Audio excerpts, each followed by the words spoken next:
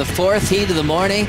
Gabriel Medina, 2014 world champ, fresh off a big win once again at the Quicksilver Pro France, where he absolutely dominates. There's only been a couple of finals he hasn't been a part of. Hasn't had the most success in the last couple years. Josh Kerr loves to hunt a big barrel. That one's going to be a closeout to get things started. As he takes off nice and deep on this one and drives into that section. Sometimes those ones that look impossible to make end up being the good ones, and then with those winners, they've all had bad results. Having a look now and flying through the pit, Josh Kerr. A challenging exit on your backhand and letting go of the rail to sneak out of that one was an incredible performance. And he's got a long way to go. He's here to win. Let's check this one out, Potts. Oh, wow, look at that. Looks like pipeline, doesn't it? Grabs the rail, slides in, lets go, and then pulls himself through that section. Look at the bump and lump. You can see him trying to slow himself down like a bucking bronco and just managing to pull that one off, sneaking out of the end with the spit. So good stuff there from Josh Kerr. And so far the best wave of the heat. You know, he said the results were tough, but he recovered it starting in Fiji. Josh Kerr's feeling it. Nice style in that big frontside barrel. He goes down, but meanwhile, Potts, last wave, the left for Kersey, 6.33 in the lead. Yeah, fantastic score. One of the top scores of the day so far. We saw Ethan Ewing almost going to make it through. Let's see what happened here with Kersey. Nice and casual, drives through that section. Look how big, wide open that barrel is. And he hit the eject button there right before that thing shut down. So you'll see these surfers pin drop. Now, that's when they jump with their feet first. Dantas still just a 0.9. Medina just took a look at one wave. Now here comes Medina again. Nice takeoff and positioning. A big open pit for Medina to come out. There's the ramp. Big air reverse on the finishing move. And he goes down. Medina had a pretty similar warm-up wave first thing in the morning with a big barrel and an air combination. Which then is harder to set that rail. Let's have a look here as he takes off using both of his hands there, just sneaking under it. And that little bonus section, that was a messy barrel and then didn't quite get the rotation that he was looking for. But the barrel is going to score big points nonetheless. Look at that committed surfing there from Gabriel Medina. The crowd love it. That's the thing I like about this crowd, Joe. No matter who you are, if you get a good wave, they're going to applaud it. And you can see Medina just dragging both those hands, gets himself nice and deep and fights his way through that. So that was all about positioning.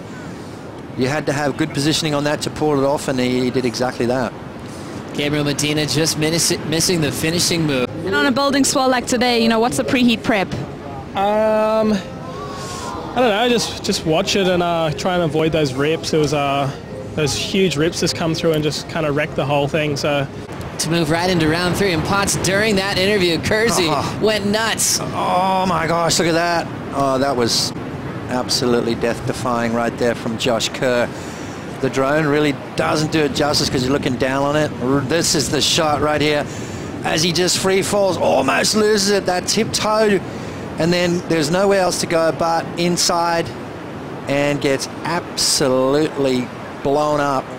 You can see bits of seaweed flying through the air. Totally changed the title race. Big late takeoff. Medina stomps it, goes to turns. One off the roof, and now S-ing his way into the inside corner. Frontside jam. Just a finish. Had to get creative. And Medina earning himself the lead once again. He doesn't need that single score, single-digit scores. Here we go, Medina. Free falls out of the sky.